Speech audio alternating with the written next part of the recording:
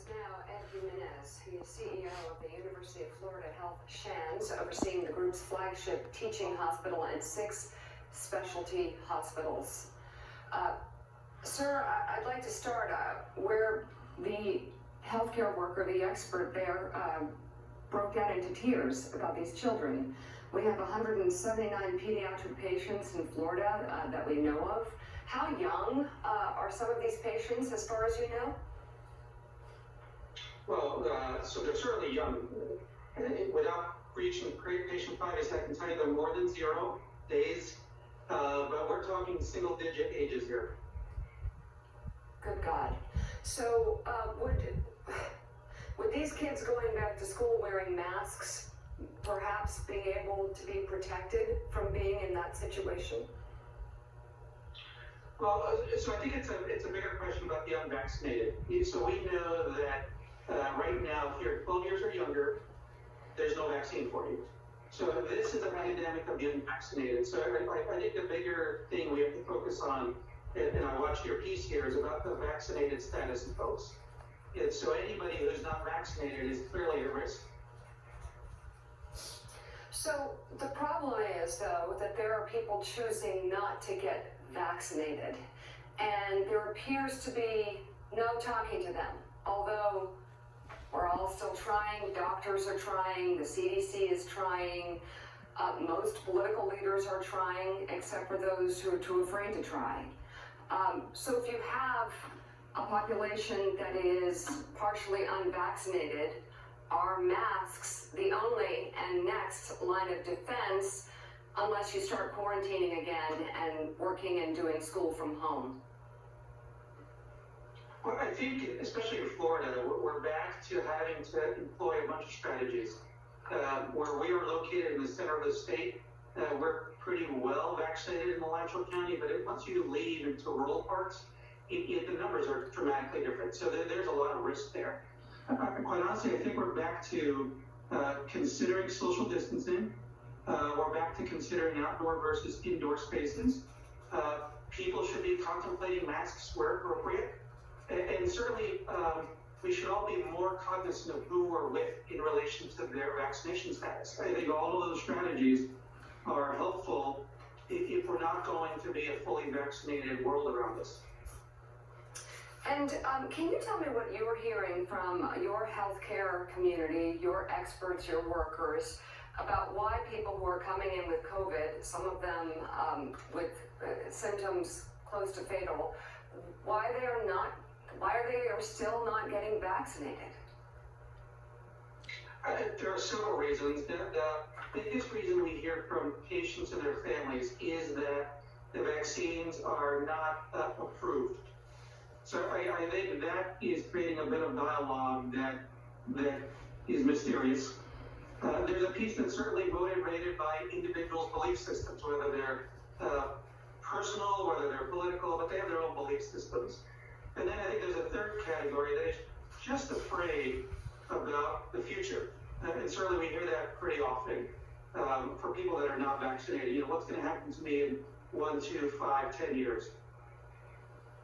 Mr. Jimenez, good morning. It's Willie Geis. We appreciate you being here this morning. Can you just take a step back for us and give us a snapshot of where you are in terms of numbers in your hospitals as compared to last year? There have been some who have accused the media of overblowing the situation in Florida, how dire things are there. We know that single-day records for cases have been set for the last couple of days there since the beginning of the pandemic. But what does it look like in your hospitals? Oh, it's clearly a struggle, so I'll give you some data points. So our peak in the winter, which for us would have been in January, was 157 patients. This morning we're at 214. So that alone, it would suggest to you, new peak, maybe 30% higher, that's a challenge. But there's a bigger story here, which is 8 weeks ago, June 17th, we had 11 patients. And so there's this rapid and accelerated rise that's unprecedented. And what percentage of the patients you're seeing are unvaccinated? How many people of that group you just described, what percentage is unvaccinated? So this morning, 90% of the patients in our hospital are unvaccinated. And so again, at the risk of being repetitive, this is a pandemic of the unvaccinated. And what about your nurses and doctors? The scenes you've described for us sound a lot like the scenes we saw in New York City, for example, last year, where doctors and nurses put on brave faces. We celebrated them rightly. We continue to do so. But what is the stress and the strain, not just on your health system broadly, but on the individuals, on the heroes, the nurses and the doctors who are handling this explosion inside the hospitals? For me, it's an awful struggle to see what they have to go through. The way I describe it is every day they're here doing heroic and amazing things. And they are in touch with patients' families, and they're the lifeline between patients and loved ones from a conversation perspective.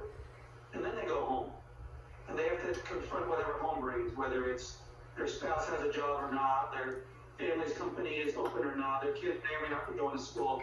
So our staff don't get to turn it off.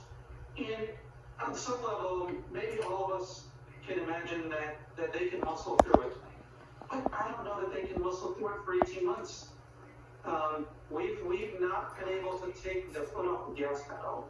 And so I am in daily awe of the University of Florida staff because they are amazing. We're the flagship hospital, so for us, we're also bringing in patients from all over the state and from the Southeast.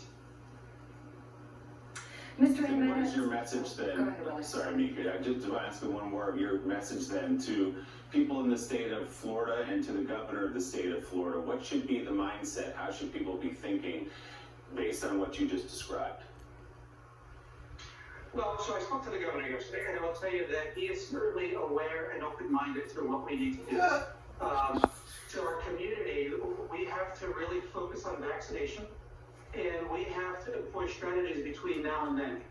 If people around us that were not vaccinated receive their vaccine today, there's still time before it fully takes effect, before they get their second vaccination. So we do need to be thinking about spacing. We do need to think about knowing each other's vaccination status. We do need to think about masking where it's appropriate. There are several strategies we need to be employing between now and when we achieve full vaccination status. So, Mr. Jimenez, you mentioned something about the fear that people have that it is, and you put quotes up, not approved. I can think of a couple of scenarios in which, me or a friend of mine has been in actually a tough talk with someone, begging them to get the vaccine, and it's gotten heated. And yeah, we heard just that. It's not approved by the FDA. Is there anything you can tell us that would help ease minds on those who are really holding on to that one fact that's a reality? And I know in a few weeks, one of the vaccines may be approved by the FDA, but as of now, that's what they're holding on to, and it's not necessarily untrue. But how can we compel people to understand? How can you, as an expert, compel people to understand that the vaccine is safe? So lately, we've been trying to convey the importance of vaccination in words and in messages that people can relate to on a daily basis. For example, we have doctors explaining to our community that they were vaccinated. If I ever needed a heart surgeon, for example, I would talk to a surgeon or I would talk to somebody in a hospital and I would say what kind of heart surgeon I would go to because I have this implicit trust that they understand. And so we're trying to use messages that make sense. Within the last month, you may have seen the University of Florida's athletic department, because in Florida, football is big. The football program has pushed out vaccination is important as we get to football season in the fall, because for some people, they understand the importance of football and they can relate that if the athletic department says this is important, that at a minimum, they should pay attention and maybe do their own investigation. So we're trying to convey the message in words that folks can relate to on their daily basis. We have pastors in our community talking to their congregations because some folks believe wholeheartedly in what their clergy have to say. So we're trying to make it a little more real in the sense that we're using messages that on an everyday basis people can enjoy the words that they hear. All right, CEO of the University of Florida Health, Shands, Ed Jimenez, thank you very much for coming on the show this morning. Willie. We were just talking about Governor Ron DeSantis of Florida. Well, the governor is now threatening to withhold